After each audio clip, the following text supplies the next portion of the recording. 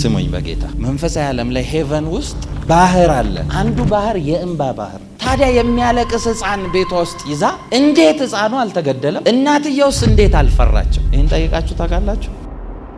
በእምነት ሸሸገችው የሚለው ምን አይነት መሸሸግ ነው የሸሸገችው?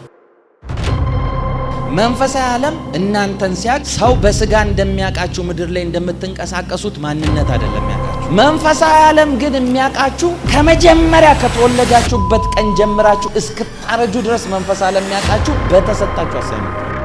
እቺን ነገር በደንብ በጌታ ስሙ። ጸጋ አይጨምርም አያድግም።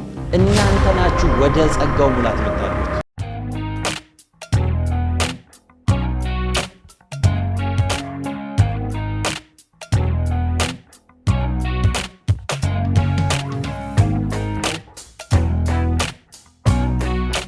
ዛሬ ማስተምራችሁ መለኮታዊ ማንነት ስለሚል ነው። እናንተ ውስጥ ያለ መለኮታዊ ማንነት፣ በእናንተ ውስጥ ያለ መለኮታዊ ህይወት ነው ማስተምረው። ሲምፕል ይመስላል፣ በጣም ህይወታችሁ የሚቀይር ነገር ነው የምነግራችሁ። ዘጸአት ምዕራፍ 2 ከቁጥር 1 እስከ 10 ከሌዊ ወገን አንድ ሰው ሄዶ የሌዊን ልጅ አገባ። ሴቲቱም ጸነሰች፣ ወንድ ልጅም ወለደች። መልካምም እንደሆነ ባየች ጊዜ 3 ወር ሸሸገችው። ደግሞም ልትሸሽገው ባልቻለች ጊዜ የደንገል ሳጥን ለእርሱ ወስዳ ዝፍጥትና ቅጥራን ለቀለቀችው።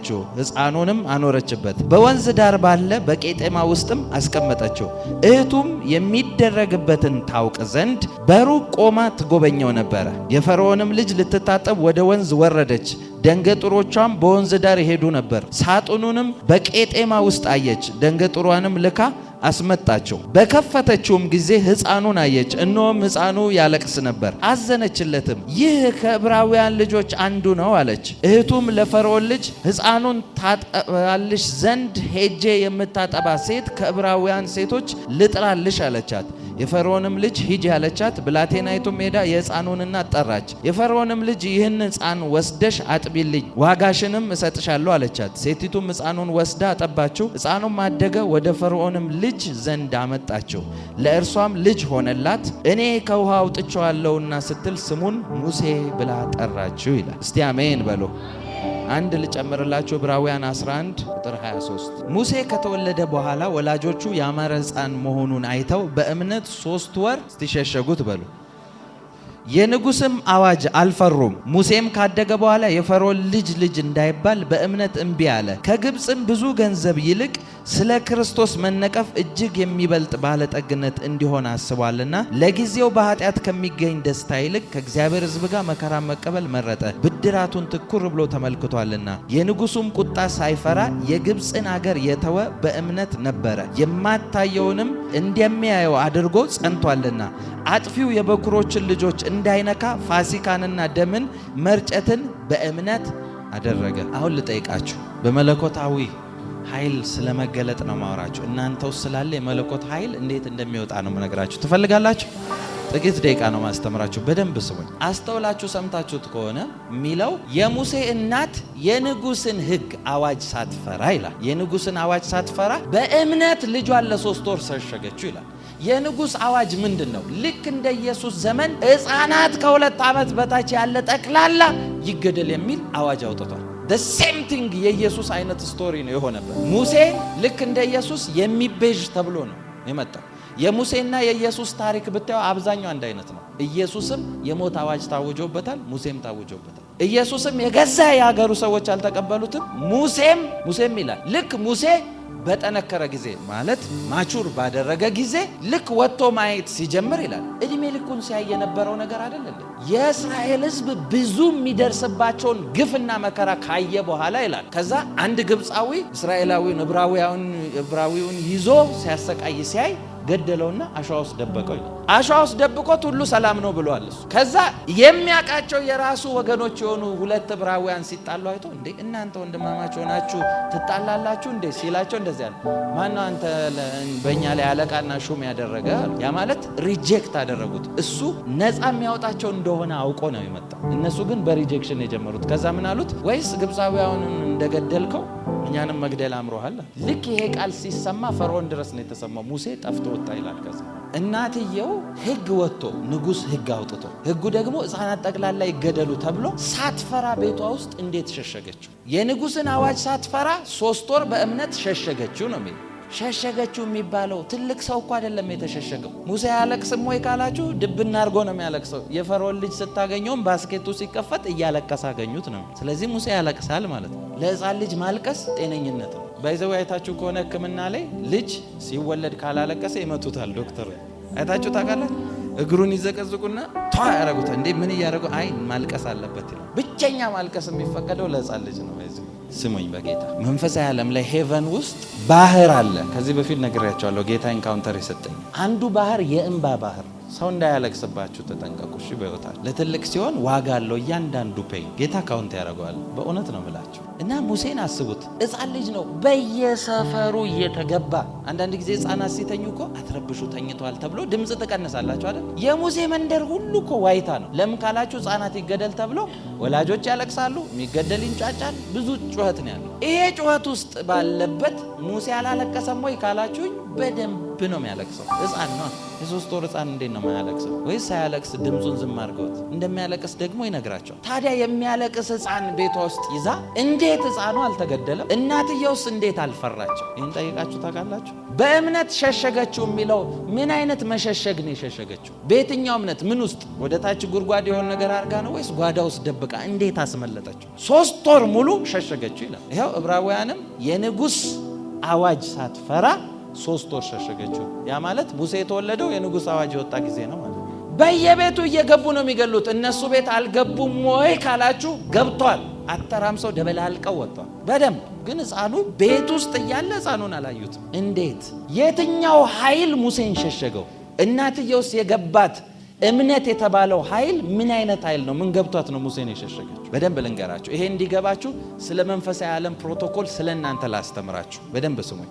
መንፈሳዊ ዓለም እናንተን ሲያቅ ሰው በስጋ እንደሚያውቃችሁ ምድር ላይ እንደምትንቀሳቀሱት ማንነት አይደለም ያውቃችሁ። ለምሳሌ አሁን አንድ ልጅ አባቱ፣ እናቱ፣ ፋሚሊው ብዙ የሚያወርሰው ውርስ ቢኖረው ልጁ ማቹር ሲያደርግ ነው አይደል? ደርሷል ልጄ ተብሎ ይሄ እኮ የአባት ንብረት ነው፣ ይሄ እኮ የአባት እንትን ነው ይባላል አይደል? ለምድር እንደዛ ነው ልጁ እስኪያድግ ፕሮግረስ የሚጠበቀው። መንፈሳዊ ዓለም ግን የሚያውቃችሁ ከመጀመሪያ ከተወለዳችሁበት ቀን ጀምራችሁ እስክታረጁ ድረስ መንፈሳዊ ዓለም የሚያውቃችሁ በተሰጣችሁ አሳይመንት። ሰምታችሁኛል? ለምሳሌ ላስረዳችሁ። ጌታ ኢየሱስ ሕፃን ልጅ ሆኖ ገና ሲወለድ 70 ሰገል መጥተው ስጦታን ይዘው እጅ መንሻን ይዘው ሰጡት ይላል። ስጦታን እጅ መንሻን ይዘው ሊሰጡት የመጡት ምንን አውቀው? ኮከቡን አይተን ይላሉ አይደል? ኮከቡን ያዩት እኮ ሰማይ ላይ ነው። ኮከቡን አይተው የተረዱት ስለ መንፈሳዊ ዓለም ስለሱ ሚስጥር ነው። ንጉሥ እንደሆነ ያዩት መንፈሳዊ ዓለም ላይ ንጉሥ ነው ተብሎ ስለተጻፈ ነው። ስለዚህ እነሱ የሚያውቁት ሕፃን ልጅ እንደሆነ ሳይሆን መንፈስ ዓለም ላይ ትልቅ ንጉሥ እንደተወለደ ያውቃሉ። ስለዚህ ለትልቅ ንጉሥ እንደሚያደርጉት ለሕፃኑም እጅ መንሻ ይዞ ይመጣል። እጅ መንሻውን እኮ ቤተሰቡን የተጠቀመው እሱ መች ተጠቀመ? ወርቅ አመጡለት፣ ቤትን የተጠቀመው። ከዚህ በፊት ብያቸዋለሁ። ወርቅ፣ ዕጣን፣ ከርቤ እኮ ሲሞት የሰጡት ነው አይደለ? ስፒሪት ሬልም ላይ ስላንተ ስለተጻፈ ይሄ ነው መጨረሻ የሚል ነው ፕሮፌሲ ነው ይዘው የመጡት። ስለዚህ ከመጀመሪያው መጨረሻውን የሚያወራ ነገር ነው ያመጡት። በመንፈስ ዓለም ስሙኝ በጌታ እናንተ የተጠራችሁበት ጥሪ አለ አይደለ? አንዳንዶቻችሁን ነቢያት፣ አንዳንዶቻችሁን ሐዋርያት፣ አንዳንዶቻችሁን ኢቭን በቢዝነስ ሰክሲድ እንድታረጉ፣ አንዳንዶቻችሁን በማማከር በብዙ ነገር እግዚአብሔር የጠራችሁ ጥሪ አለ። በደንብ ስሙኝ። እቺ አገልግሎት ሲባል ሰው እዚህ ጋር መድረክ ላይ ቆሞ የሚያገለግለው አገልግሎት ብቻ አይደለም። መንፈስ ዓለም እናንተን የሚያውቃችሁ ሌላ በሰራበት ልክ ሳይሆን ሚዛን ላይ የሚያስቀምጣችሁ በእናንተ ሕይወት የተሰጣችሁ አሳይመንት አንድ ሊሆን ይችላል። ሚሊዮኖችን ጌታን ሊያስቀብል እንደተጠራ ሁሉ አንድ ሰው ሊሆን ይችላል የእናንተ አሳይመንት። ሄቨን ስትሄዱ ግን ሚሊዮኑን ካስቀበለው እኩል ነው እግዚአብሔር ሪዋርድ የሚሰጠው። እስቲ አሜን በሉ። አንዳንዶቻችሁን ፋይናንሻሊ ቢውልድ ያደረጋችሁ ፋይናንሻሊ እናንተን ብዙ አቅም የሰጣችሁ ኪንግደም ፋይናንሰር እንድትሆኑ ነው። ልክ ይሄንን መንገዳችሁን ጨረሳችሁ ከሄዳችሁ በቃ የሰጠውን አሳይመንት ጨርሰሃል። ትልቅ በረከት ምን እንደሆነ ታውቃላችሁ? ሳትጨርሱ ያለ ጊዜያችሁ መሞት ነው መጥፎ ነገር። ትልቁ በረከት ግን የሰጠኝን ጨርሻለሁ ብሎ መሄድ። እኔ ከቲቪ ጆሹዋ ቀጥሎ በጣም የሚያስገርመኝ ዶክተር ማይልስ ነው። ዶክተር ማይልስ የመጨረሻ ጊዜ የሞተው በአውሮፕላን እንትን ነው። አይታችሁ ሰምታችኋል አይደል? ከመሞቱ በፊት ኢንተርቪው አደረጉት። ምንድነው ቀጣይ እንትን ሲባል እግዚአብሔር የሰጠኝን ሁሉ ጨርሻለሁ፣ ስለዚህ ወደሱ መሄድ ነው። የመጨረሻ ወርዶች ናት። በዛው ነው የሄደው ወደ ጌታ። ጨርሻለሁ፣ የሰጠኝን ሁሉ ጨርሻለሁ። ለዛ እኮ ነው ጌታ ኢየሱስ ዮሐንስ 17 ላይ የሰጠኸኝን ፈጽሜ አክብሬሃለሁ፣ ስለዚህ ዓለም ሳይፈጠር በነበረ ክብር አሁን ልጅህን አክብረኝ፣ በቃ ጨርሼልሃለሁ ነው። እግዚአብሔር ጸጋን ሲሰጣችሁ በእናንተ ህይወት እንዳትሳሳቱ ጸጋ አይጨምርም አያድግም እናንተ ናችሁ ወደ ጸጋው ሙላት የምታድጉት እቺን ነገር በደንብ በጌታ ስሙኝ አገልግሎት መጀመሪያ አካባቢ የጸጋን የኃይልን አገልግሎት የሚለማመድ ሰው እና ከቆይታ በኋላ የሚገባበት ዳይሜንሽን ይለያያል አይደል እያደገ ይሄዳል እሱ ነው መጀመሪያ አካባቢ ያቺ እንደምትገለጥ የሚያቀው እንጂ መንፈስ ዓለም የሚያቀው ያ በተሰጠው ሌቭል ልክ ነው የሚያቀው አጋንንቶች ሪኮግናይዝ የሚያደርጉት በዛ ማክሲመም አቅሙ ልክ ነው ከመጀመሪያው በማወቁ ስለሚገለጥ ማለት ነው ከኔ ጋር ናችሁ ስለዚህ መንፈስ ዓለም ሙሴን ሲያቀው የሚያቀው መጨረሻ ላይ በሚሰራው አሳይመንት ነው የሚያቀው ሙሴ ስለዚህ በሙሴ ላይ ጦርነት የተከፈተው ምንድነው ካላችሁ የመንፈስ ዓለም ጦርነት ነው የልጁ ዴስቲኒ በመንፈስ ዓለም ስለታወቀ ገና ከመጀመሪያ የሚነሳ ሁሉ ይገደል ጌታም እኮ ንጉስም ይሆናል ሲባል እኮ ነው ንጉሱ መጥቶ ይገደል ህፃናት ጠቅላላ አሁን የተወለዱ ጠቅላላ ይገደሉ ያለው ማለት ለምን መንፈስ ዓለም ላይ ሌላ ተጽዕኖ የሚፈጥር ሰው ስለሆነ ማለት የሚያለቅስ ህፃን ከሆነ የሶስት ወር ህፃን እንግዲህ እስከ 3 ወር አያለቅስም አትሉኝ ማለት በደንብ ነው እንደውም ቀውጤ ነው የሚያደርጉት የሚያለቅስ ልጅ ከሆነ እናትየው እንዴት ሸሸገችው እናትየው ምን ገብቷት ነው በእምነት ሸሸገችው የሚባለው እንዴት አርጋ ሸሽጋ ነው ሲመጡ ዝም እያለች እየደበቀችው ነው እውነተኛ አሳይመንቱን ሰው ዲስከቨር ሲያደርግ ከዛ አሳይመንት የሚያደናቀፈው ማንም የለም ከኔ ጋር ናችሁ የሆነን ዕውቀት ካወቃችሁት መንፈስ ዓለም ባወቃችሁት ኃይሉን ይገልጥላችሁ ለዛ ነው በመድር ላይ ሰው ልጆች እየበዙ ባለበት ታይም ላይ ለራሳችን ስም እናስቀር ሲሉ ያወቁት ትሩዝ ስላለ እግዚአብሔር በመድር የትኛውም ኃይል እነሱን የሚያስቆም የለም ማለት ስለዚህ እንደበላልቃቸው አላቸው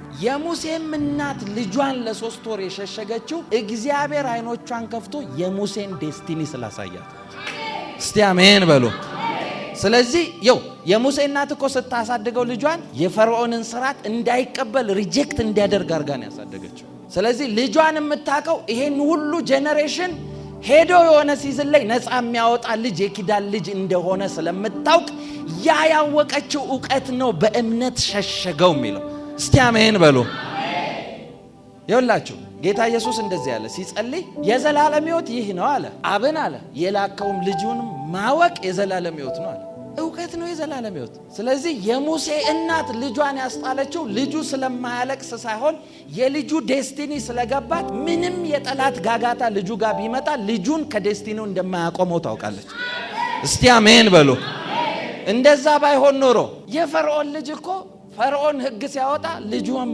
ታውቃለች ሕግ የሚጥሰው ከተገኘ እኮ ልጇ ናት ያወጣውን ሕግ የሚጥሰው ተገኝቷል ሊጥፋ የምትለው እና ልጆች ይገደሉ የሚል ሕግ በወጣበት ሕፃን ልጅ አይታ ሕጉን ያልፈጸመችበት ለምንድን ነው የሙሴ እናት እግዚአብሔር አይኖቿን ከፍቶ የልጇን ዴስቲኒ ስላሳያት ስለዚህ ነገ የልጁን ፍጻሜ ማወቋ ነው እምነት ክሬት ያደረገው ነጋችሁን ካወቃችሁ እናንተ በሁኔታ ትንገጫገጩ አትሆኑ እስቲ አሜን በሉ ነጋችሁ ሲገለጥላችሁ ዛሬ ላይ ለዛ እኮ ነው ዛሬ የምናልፍበት መከራ ይላል ነገ ከሚመጣው ክብር ጋር ሲታያይ ምንም እንዳልሆነ እናውቃለን አለ ስለዚህ ነገ ጉልበት የሚሆናቸው ለነገ ጉልበት የሚሆናቸው ያዩት ነገ ላይ የሚገለጠው ክብር ነው ዳዊት እኮ ነው በተከበበ ከተማ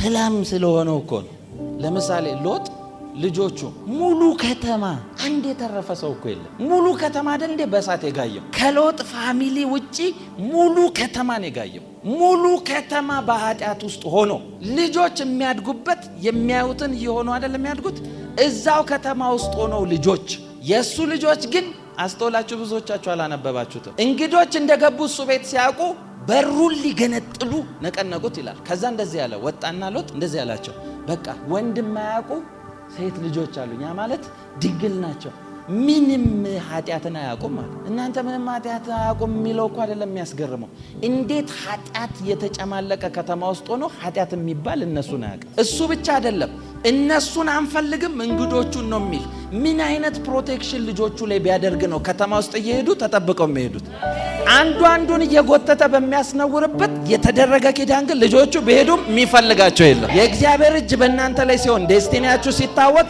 ጠላት አይነካቸው ለምን ዴስቲኒያችሁን ያወቃችሁ ሰዎች ስለሆኑ እነሱን አንፈልግም ነው የሚላችሁ በኢየሱስ ስም እናገራለሁ እንደዚህ ዴስቲኒያችሁ በእሳት ይቀጠር ዴስቲኒያችሁ በእሳት ይቀጠር ዴስቲኒያችሁ በእሳት ይቀጠር የሙሴ እናት የሙሴ እህት ማርያም ታውቃለች። የእግዚአብሔር ኪዳን ሲገለጥ የተነገራቸው እነሱ ነው የሚያውቁት። ስለዚህ ልጁን በባስኬት አድርጋ ውሃ ላይ ስትጥለው ሂጂ እስቲ ተከተዩ የት እንደሚደርስ ወደ እነ ፈርዖን አካባቢ ነው የጣልኩት። ወደሚገደልበት ልጁን ሰው ይጥላል። የልጁን ዴስቲኒ ሳያይ እንዴት የሚገሉት በር ላይ ይጥላል። ስለዚህ ስለምታውቅ እናትየው ቤት ቁጭ ብላ እስቲ አንቺ ሄደሽ ማርያም በረከት ሆና ታይ ነበር። ከዛ ስታይ ልክ የፈርዖን ልጅ እንዳነሳችሁ ስታውቅ ዴስቲኒን በማወቅ ውስጥ ፕሮቫይድ የሚያደርግላችሁ ጠላታችሁ ራሳችሁ።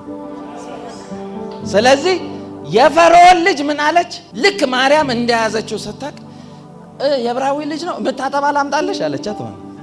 አለች የምታጠባ ላምጣልሽ አለቻት። አምጪልኝ አለቻትና የገዛ የሙሴ እናት ተጠርታ ልጁ የምታሳድገው የገዛ ልጇን ተከፍሏት ነው። እከፍልሻለሁ ልጁን አሳድግልኝ ብላት ነው። ዴስቲኒን ማወቅ ውስጥ ጠላታችሁ ራሱ ፕሮቫይደር ይሆንላችሁ። በኢየሱስ ስም እናገራለሁ። በኢየሱስ ስም እናገራለሁ። ጠላቶቻችሁ ለእናንተ ፕሮቪዥን ይለቃሉ። እስቲ አሜን በሉ። በሚውጣችሁ በራሱ በጠላቱ ፕሮቫይድ ትደረጋላችሁ። እስቲ አሜን በሉ። በሚያጠፏት አዋጅ በወጣበት ቤት ዘና ብሎ እየተከፈለው ያደገ ልጅ፣ የመጀመሪያ እየተከፈለው ያደገ ልጅ ሙሴ ነው። ልክ እኔ ሲመስለኝ አንዳንድ ሀገሮች የዜግነት መቁረጥ የጀመሩት ከሙሴ ነው። ሙሴ ዜጋ ባልሆነበት የዜግነት እየተከፈለው ያደገ ልጅ ነው። ዴስቲኒን ስታዩ ዴስቲኒያችሁን በማወቅ ዲስከቨር በማድረግ ውስጥ የሄቨን ፕሮቪዥን እናንተ ላይ ነው የሚከፈለው። አንዳንዶቻችሁን እግዚአብሔር ለምን ከዚህ ቦታ አያወጣኝም፣ ለምን ከዚህ ሰፈር አያወጣኝም፣ ለምን ከዚህ መንደር አያወጣኝም ብላችሁ ትጮዋላችሁ። ጠላቶቻችሁ መንደር ጠላቶቻችሁን እያስወጣ እናንተን እያሰፋችሁ ነው። እነሱ እንዲለቁ እያደረገ እናንተ ዘና ብላችሁ እየሄዳችሁ።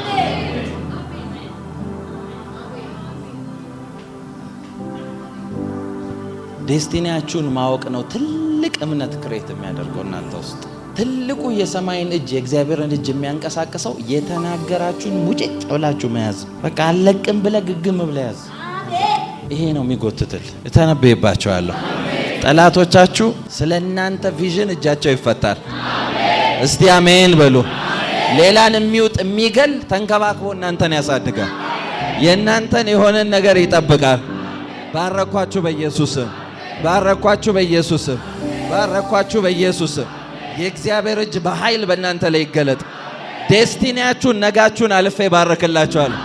እናንተ ህይወት ላይ ከፍታን እናገራለሁ። እናንተ ህይወት ላይ ድልን እናገራለሁ። እናንተ ህይወት ላይ መከናወን እናገራለሁ። በኢየሱስም ባረኳችሁ፣ በኢየሱስም ባረኳችሁ። የጠላቶቻችሁን ደጅ ያስወርሳችሁ። እስቲ አሜን በሉ። የሙሴ እናት እንደምታይ የምታውቁት ልጇን እያሳየች ነው ያሳደገችው። ልጇ እያየ ነው ያደገው። እድሜው እንደደረሰ ማቹር ባደረገ ጊዜ ይላችኋል ባይብል ላይ ወጣ ይላል። እስከ ዛሬ አላየም ነበር።